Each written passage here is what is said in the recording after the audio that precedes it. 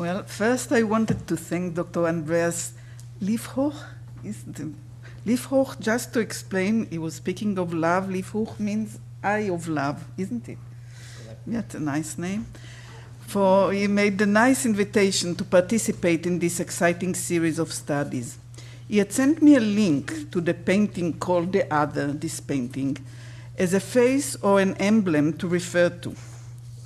The notion of the other, an alterity, is fundamental in psychoanalysis of the Lacanian orientation.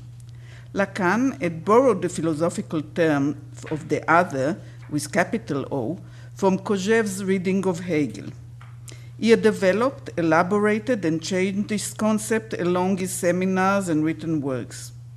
His first other was conceived as the unconscious structured like a language, a disciplining and taming psychical apparatus for the perverse drives. The other, as a concept, suffered many turns and popped up with its relentless otherness every time Lacan tackled the human psyche from a new perspective. One of the turns of this alternity is the notion of the Freudian superego as is read by Lacan.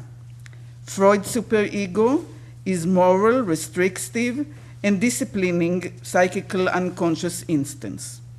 Lacan brought out its dark side and revealed its radical otherness as a cruel and obscene injunction to enjoy beyond any limit.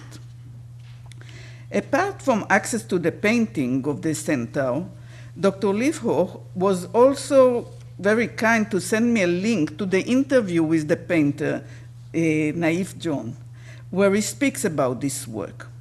What struck me in his words is the disparity between what I could see in the image and what the painter said about its symbolism.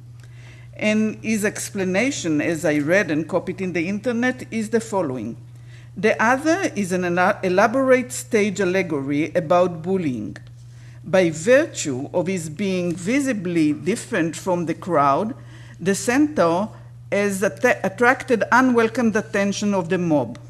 This centaur, far from being cowed, is however self-assured, and other than keeping a wary eye on the dogs at his heels, he appears to be baiting them in a manner similar to that of a matador in a bullfight. Here, though, in place of the matador's cape is a towel with the love heart emblazoned upon it. This other reacts with patience and intelligence rather than fear. He exhibits compassion for his tormentors, who he realizes are ignorant rather than hateful. Playing with words, and given the painter makes part of the art movement called Stackist, I would have called the painter a Stackist and his stalkers, as I didn't see the small dogs as bullying this powerful, strong figure. Freud elucidated such difference between the artist and his viewers, and he observed that, and that's his word, kindly nature had given the artist the ability to express his most secret mental impulses, which are hidden from himself by means of work that he creates. And these works have the powerful effect on others who are strangers to the artist and who are themselves unaware of the source of their emotion. Following Freud's direction, the French artist Marcel Duchamp coined the term art coefficient and expounded on the theme. He says that in the creative act, the artist goes from intention to realization through a chain of totally subjective reaction. His struggle toward the realization is a series of efforts, pains, satisfactions, refusals, and decisions, which also cannot and must not be fully self-conscious, at least on the aesthetic plane. The result of this struggle is a difference between the intention and its realization, a difference which the artist is not aware of. Consequently, in the chain of reaction accompanying the creative art, a link is missing. This gap, which represents the inability of the artist to express fully his intention, This difference between what he is intended to realize and did realize is the personal art coefficient contained in his work. In other words, the personal art coefficient is like an arithmetical relation between the unexpressed but intended and the unintentionally expressed. All in all, says Marcel Duchamp, the creative act is not performed by the artist alone. The spectator brings the work in contact with the external world by deciphering and interpreting its inner qualification, and thus add his contribution to the creative act. In the Anglo-Saxon world, T.S. Eliot added to this consideration and wrote that the more perfect the artist, the more completely separated in him will be the man who suffers and the mind which creates. The more perfectly will be the mind, the more perfectly will the mind digest and transmute the passions which are its material. So, following Freud, Marcel Duchamp, and T.S. Eliot, I would let the art coefficient lead us to some observation on different level of otherness in Lacan work, as some of them appear also in John's painting.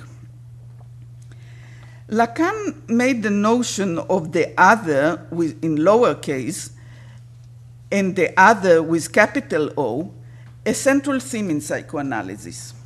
In his last year, he named otherness éthérité in French, derived from the heteros in Greek. His itinerary from alterity, otherness, to etherity started with the imaginary other, other in lowercase. This is the similar. Then he introduced the symbolic big other, other with capital letter, the other of the unconscious and of the field of language. In his later phase, he coined the term extimate, the exterior and intimate other. Otherness was involved in all his elaboration, in Lacan's elaboration.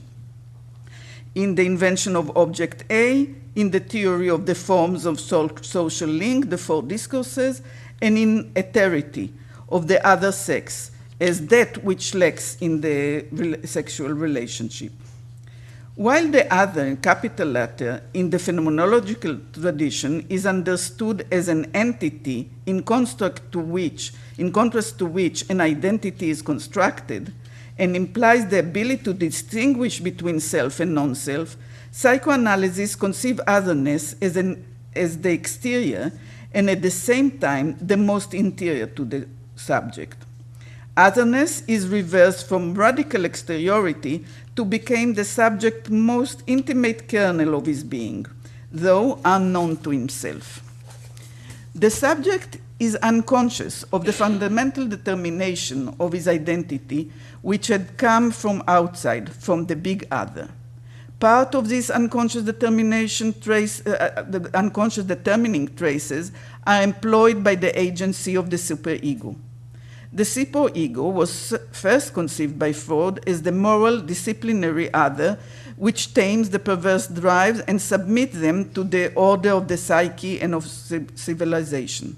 However, Freud reached a point where he realized that this psychical instance, supposed to be moral and civilized, adds its own twist of alterity.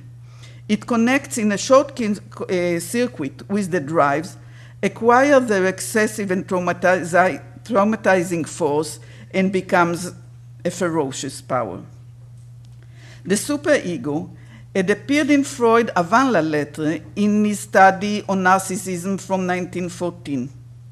There, Freud employed the term ideal ego and ego ideal. Apart from these two, Freud proposed a psychical instance distinct from the ego ideal, which has the task of assuring the narcissistic satisfaction that had been provided by the ideal ego. This instant constantly observed the ego and measures it against the ideal ego. Freud added that the characteristics of this instance are to be found in what we usually call moral consciousness. Its clinical, most convincing demonstration is in the psychotic delusion of observation, where the subject feels observed and voices alert him to the sovereignty of this vigilant instance of the other. Only in 1923, when Freud constructed his new structural model of the mental apparatus, he gave the name superego to this vigilant and critical instance. The subject cannot escape the superego and feel he is transparent and that all his thoughts are scrutinized and seen through. The three different terms Freud had used to deal with the ideals and the identification related to narcissism, ideal ego, ego ideal, and superego, are not well defined in his work. He didn't make a clear distinction between them and even used ego ideal and superego as synonyms. Lacan, in his reading of Freud, elaborated on this ambiguity and established clear differences between the three terms. He developed Freud's indication by means of his own three registers of the mental apparatus, the imaginary, the symbolic, and the real. Each of these three registers would respond for each of the three Freudian terms. The ideal ego is inscribed in the imaginary register, reigning for His Majesty the baby, who is everything for his mother. Her loving and admiring gaze stands for the admiring gaze of the other, and this small other is idealized double image of the ego. The small other is the other who is not really different. Rather, he is a reflection and a projection of the ego, simultaneously the counterpart and the specular image. The second term, the ego ideal, is the idealized self-image of the subject, the way he would like to be seen by others. Here we are in the symbolic register. The ego ideal is the point of a symbolic identification, the place in the big other from which the ego observes and evaluates itself. In arguing that speech originates not in the ego nor in the subject, but rather in the other, Lacan stressed that speech and language are beyond the subject conscious control. They come from other place, outside of consciousness, and he immediately said that the unconscious is the discourse of the other. By conceiving the other as a space, Lacan referred to Freud's concept of psychical locality, in which the unconscious is described as the other scene. As to the third term, the superego, it is the name for the threatening and punishing big other, who is vengeful and sadistic, and presents the register of the Lacanian real. It is cruel and insatiable. It is a cruel and insatiable agency for whom the subject is guilty by definition, and is bullied. And the superego bullies the subject from within. The consequence of this distinction between the three terms is that for Lacan, superego has nothing to do with moral consciousness, as far it is most obligatory demand are concerned.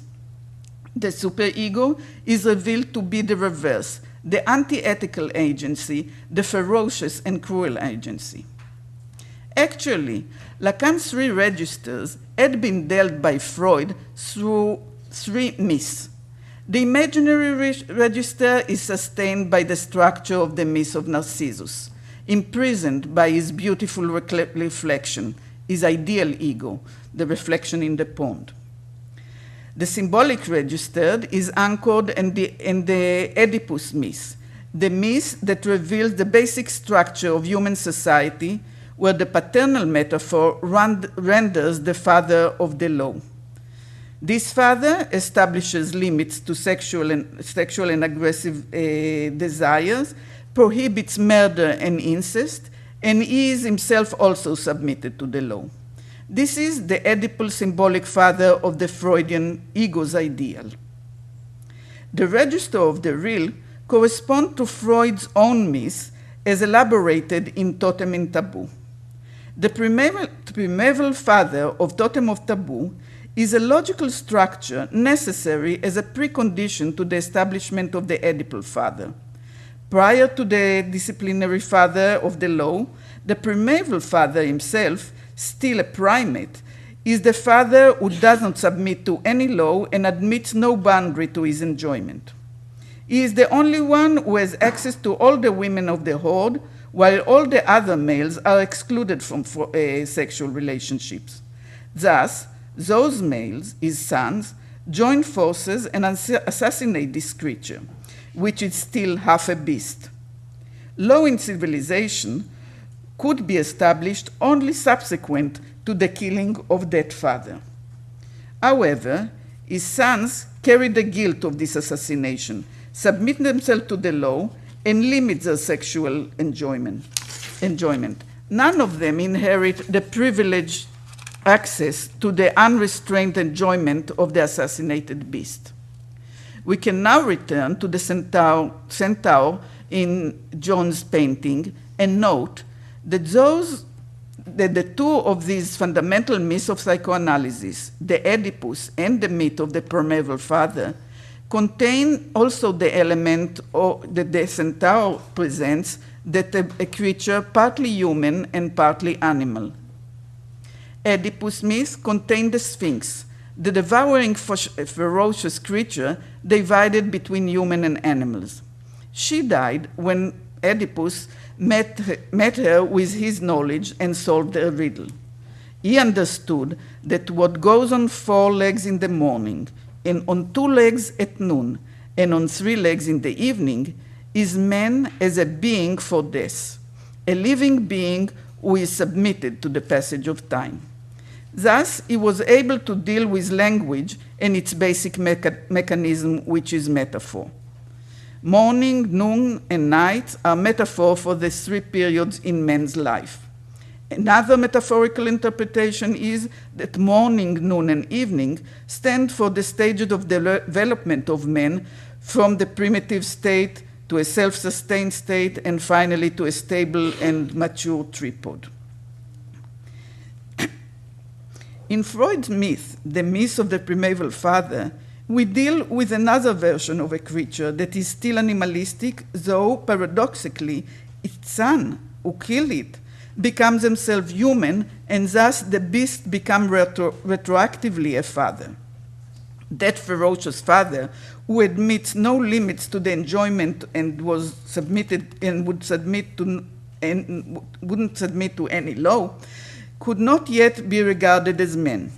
Man's enjoyment, or jouissance in Lacan's term, is always limited, and the satisfaction achieved is necessarily less fulfilling than the demanding drive had expected. The painter, John, deals with the other in an ethical way and doesn't allow the ferocious superego to come to the fore. In his painting, the artist successfully extracted from his human subjective division and from the internal conflict between the subject and his disciplining other, a worker of art, or art coefficient, as Marcel Duchamp calls it. He dealt with the hiatus between the law of his own particular desire and the ego ideal of the network of social symbolic norms and ideals. For Lacan, the seemingly benevolent agency of the ego ideal, which leads us to moral growth and maturity, in fact also forces us to betray the law of our own desire and to submit totally to the other. By way of adapting the reasonable demands of the existing socio-symbolic order, the subject alienates himself and his particularity could vanish. The ethical subject of the artist manages to negotiate his particular desire and assert his singularity in the field of the other. This ethic produces the art coefficient of this painting, and the subject escapes the bullying superegoic big other. We see that the otherness, as I said, appears on various levels in the painting. The painting expresses the intersection between the subject and the other and depicts it in various ways.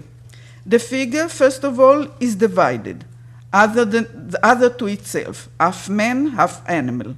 It reflects the structure of human subject caught between his drive and the structures of civilization and language. Second thing, the horizontal line that run along the division between the man and the horse is very important. Those inside the wall in the city wouldn't see the animalistic part of the handsome man.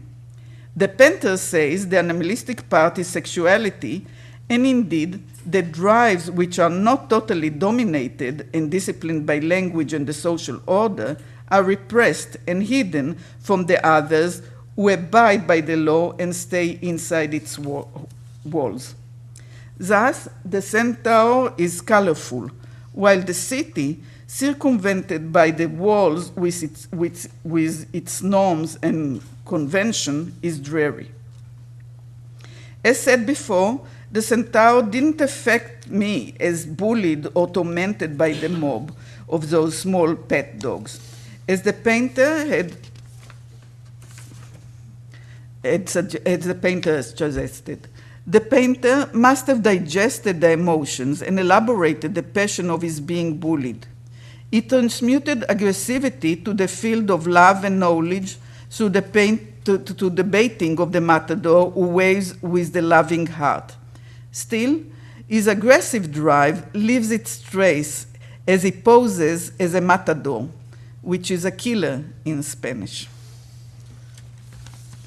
Thank you.